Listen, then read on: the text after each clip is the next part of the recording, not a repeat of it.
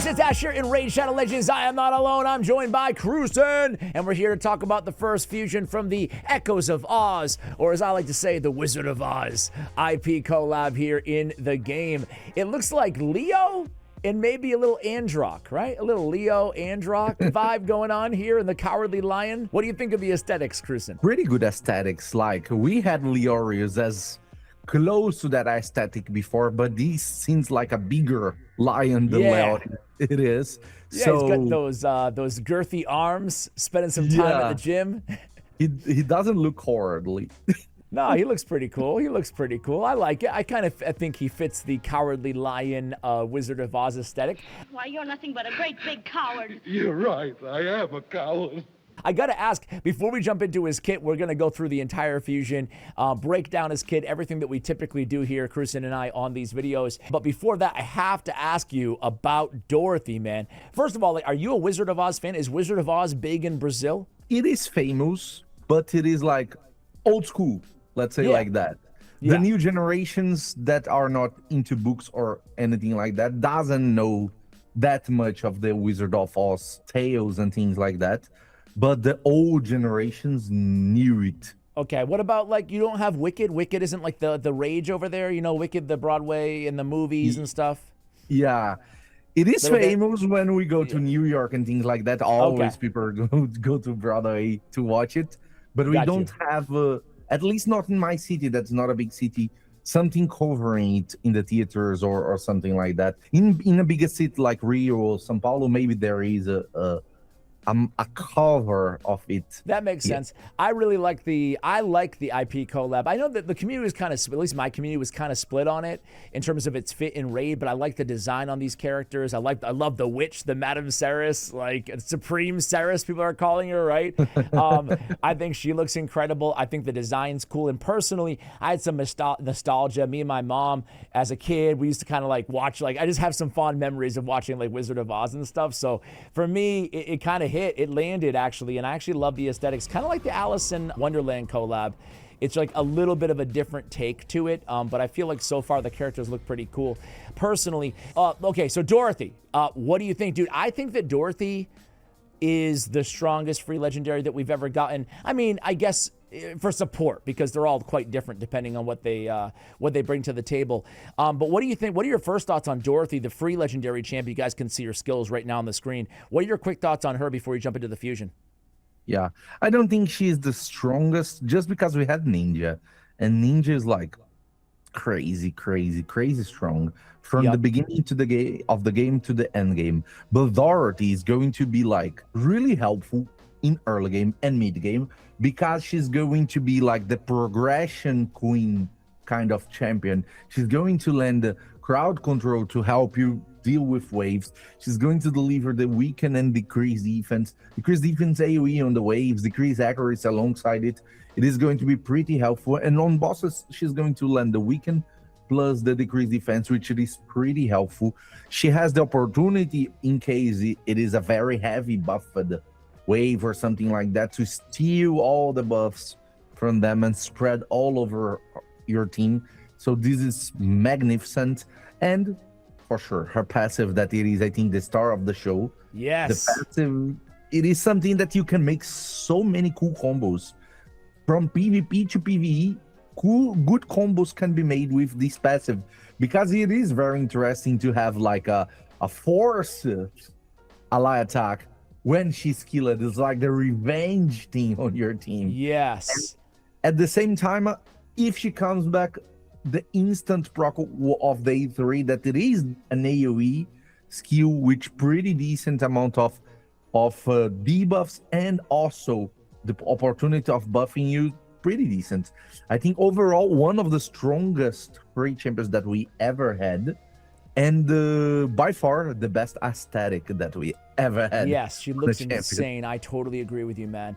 Yeah, fair point on Ninja, I would say. So she's definitely one of the best. Let's put it that way. Let's move on to the Cowardly Lion. We're gonna pull up his skills right now. We've stared at, you know, his animation long enough here. I'm gonna huddle over here with KuYseN so you guys can actually see the skills, and we'll have my lovely editor Osama zoom in a little bit as we read. So first of all, most importantly, I suppose, this is going to be a mixed fusion event. That means we will get a fusion token from this event. This is going to be a legendary defense-based Skinwalker, little Ragash, little Leo action. We have he's defense-based, like I said, in a magic affinity. They say the official Plarium press release here, the copy is the Cowardly Lion is a fearless damage dealer who will make his opponents the ones trembling in fear. Excelling in both PvP and PvE, will be the judge of that.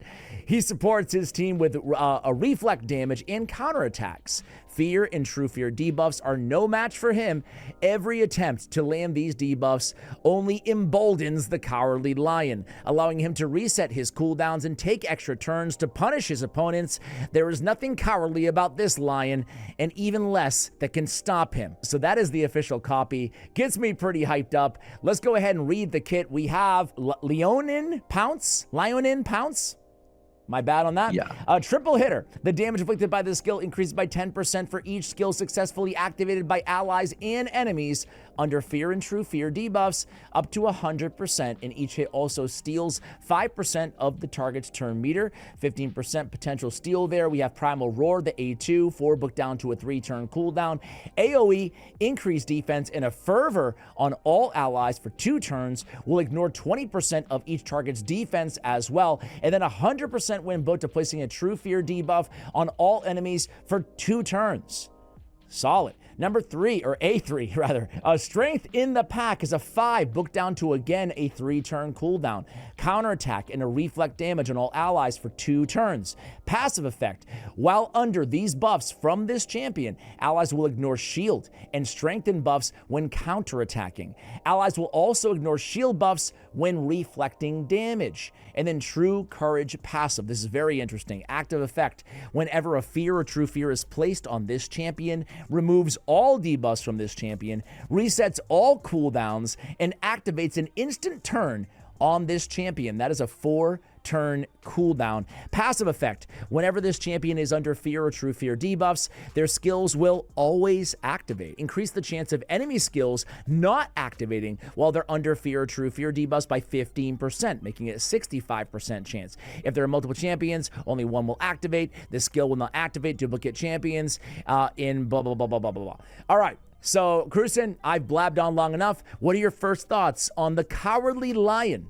At minimum, if his multipliers are good, a pretty decent nuker. Solid base kit, you know, because he has first a triple hit on the A1 with Scalonation and the turn meter steal, which is pretty decent. Even more when you have in mind that he has a counterattack, AoE counterattack, and reflect damage. So the whole team is going to be buffed with counterattacking and reflect.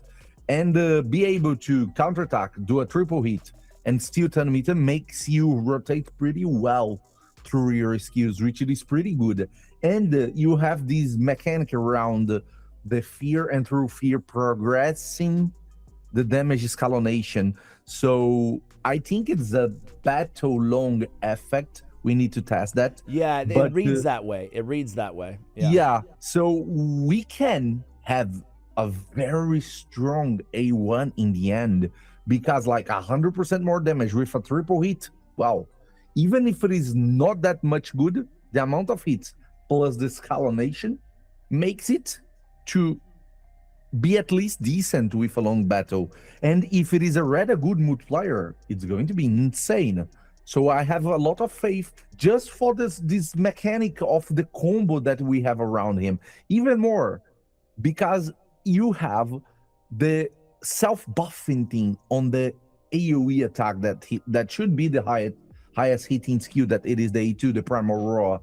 Not only that, it is a double buffer. So the favor gives you 10% more damage. At the same time, the increased defense, it is the source of damage of that skill. Not only that, it is a skill that has a baseline ignore defense on it.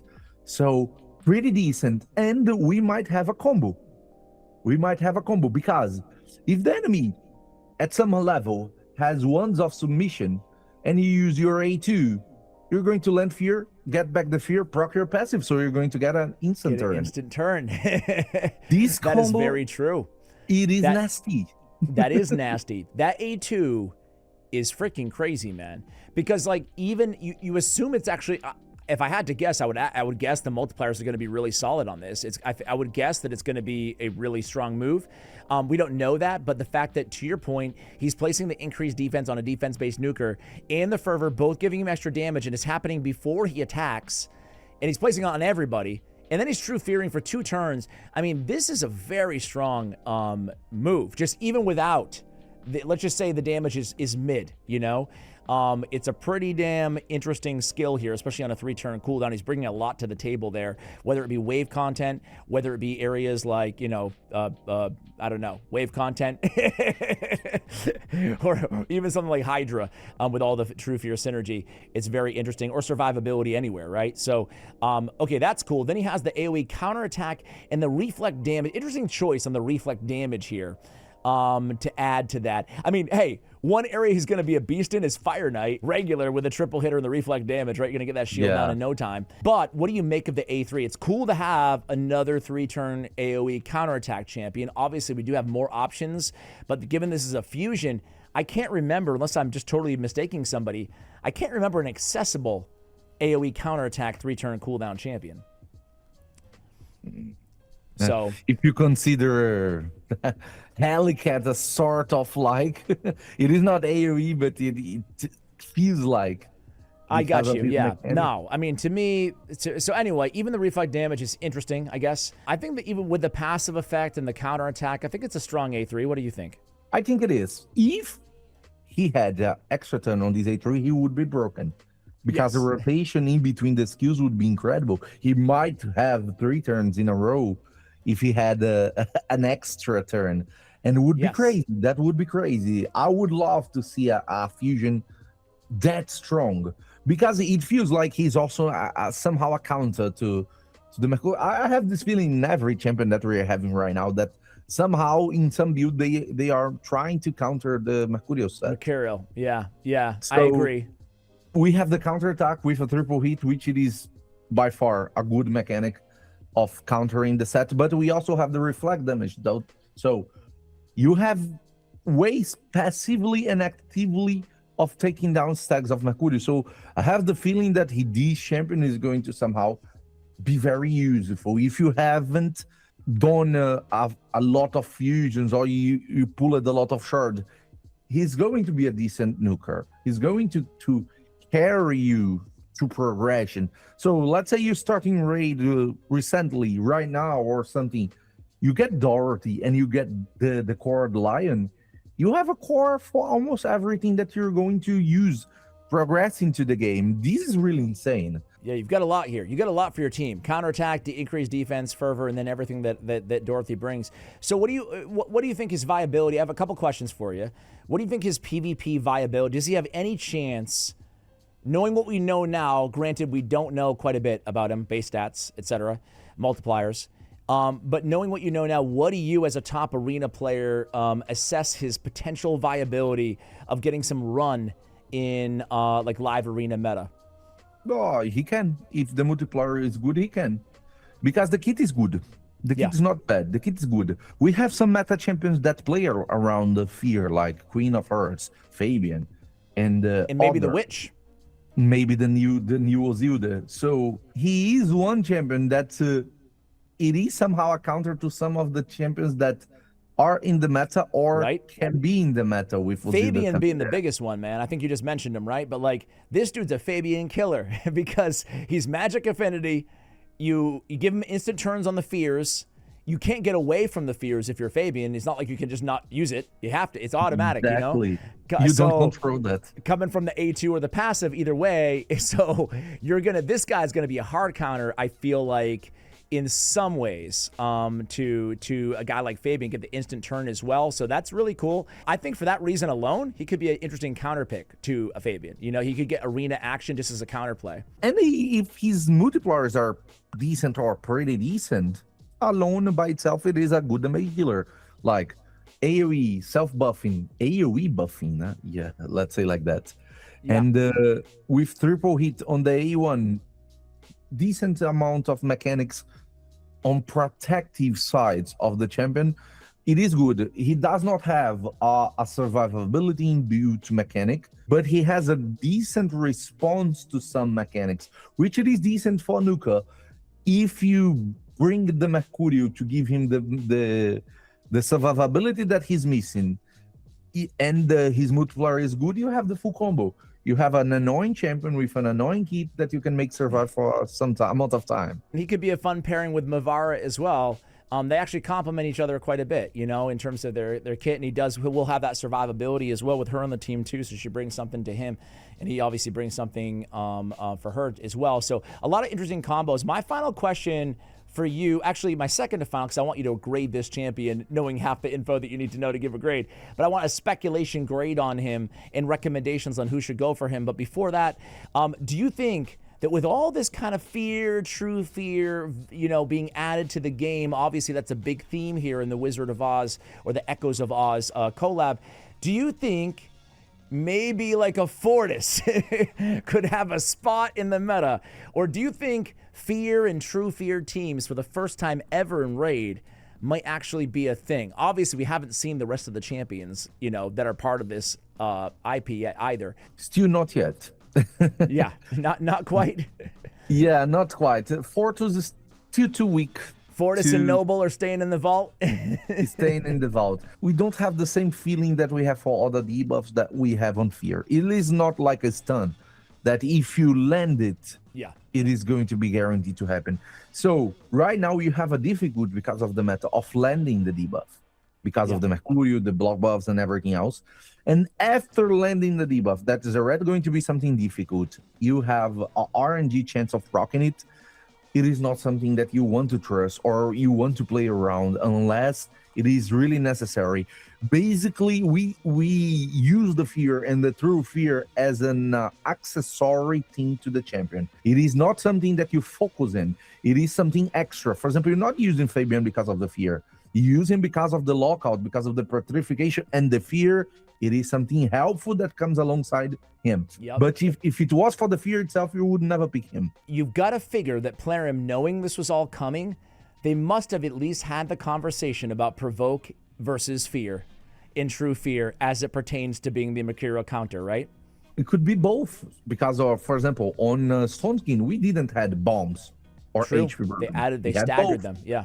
We could have both. That would, to me, that would put fear in true fear in viability teams. Yeah.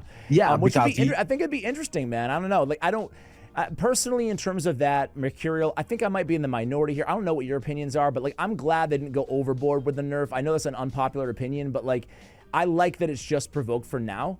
You know, I want to kind of wait and see, because I don't think it's healthy just to nerf things into the ground, make them OP and then nerf them into the ground, and then, you know, like, so I like the incremental steps rather.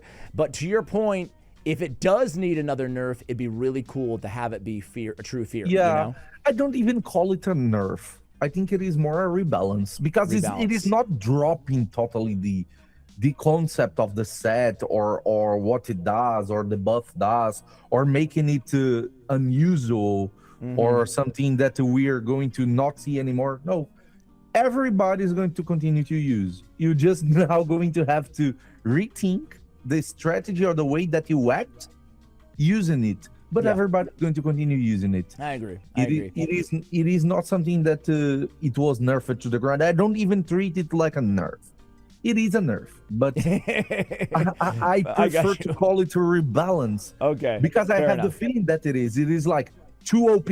So let's reduce a little bit. It got rebalanced in a bad direction for Mercurial. Okay, man, give us your grade on the Cowardly Lion, then I'll give mine. And then are you recommending all players go for this one? So take it one by one.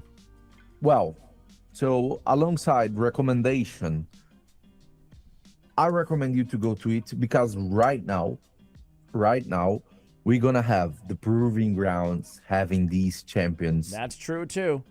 Yeah, having these champions as a very high multiplier. So you're going to guarantee some levels of multiplications for the next 2 rotations, making a fusion like that. It is the easiest one alongside the free one that is Dorothy. And with these two, it might be very easy for you to achieve the 5k points on the proving grounds. So that's good. His kits is really decent on paper, so he has a high chance of being a good champion. Once we have access to test 7 and we can tell you that it is a good mood player or a bad mood player, is a good mechanic or a bad mechanic, it is going to be easier to say if you should go or not go to, and probably that's going to happen before the fusion. I hope so. I wouldn't go for him only if I'm like, okay, I don't have Titus and I have the whole setup to use Titus. This is a situation that, okay, I needed this token, my final token, to swap for. I got you if you're waiting on the fusion tokens. But here's the thing, dude. I agree with everything that you said, but I also, he's an Oz ally for Dorothy too. Like, he'll count as an Oz ally. So, you know, I mean, I don't know what do you think of the Oz ally bonuses? To me, like, they're not super powerful, but they're pretty cool. You know, like, how do you feel about them? Well, not something that's going to be crazy, but there is one very annoying champion that having at least one ally, it is good. Because having at least one ally for Dorothy, you're going to have the known weak hit. And that gives you the chance of dealing with Tachyon, which it is a very hard champion to deal with. Very true. Very true. Yeah. With no weak hits. If he's not under Mercurial, you can steal the Poison Cloud and spread it to the whole team.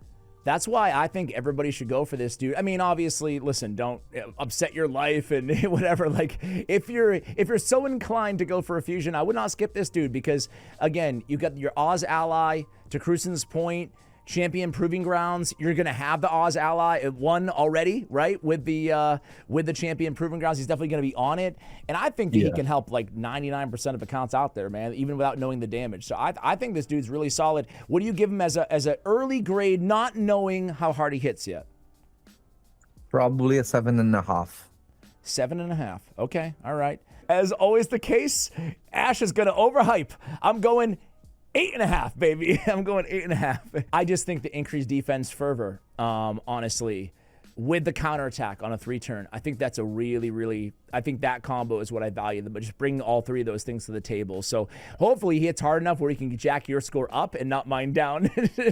So if he has a high mood player, I think he can be even a 9 or something like that. Yeah. Because he combos really well with a lot of champions. And he sure does. A lot of champions that we had access lately because they were fusions like Mavara. This is cool because you're going to enhance your team's strategies. You're not only going to, okay, I only have one champion to combo with Mavara. Now you have another option. Yeah. You know? All right, brother. Well, hey, I think that we've had a pretty in-depth chat here about the Cowardly Lion. We also talked about Dorothy, about Mercurial, and everything else in RAID. KuYseN, thanks so much for coming on. I want to make a recommendation, guys. KuYseN had me on, I think the first time I've ever been on his channel in a collab, and I opened, how many was it? 30 mythical relic attempts-ish? 36 mythical relic attempts. And I did it all for KuYseN, and it did not go as planned. That's all I'll say, but I will link that video for you guys in the description of this video. KuYseN, thanks so much for making the time, man. Always a pleasure to have you on. Thank you, my friend. All right, guys, let us know if you're going to be going for the Cowardly Lion. I'll also have a community tab, a post here on my YouTube channel where you can vote if you plan on going for the Cowardly Lion or not based on the data that you have in front of you. Let us know in the comments below as well. Go subscribe to KuYseN. Much love, and as always, take care, guys.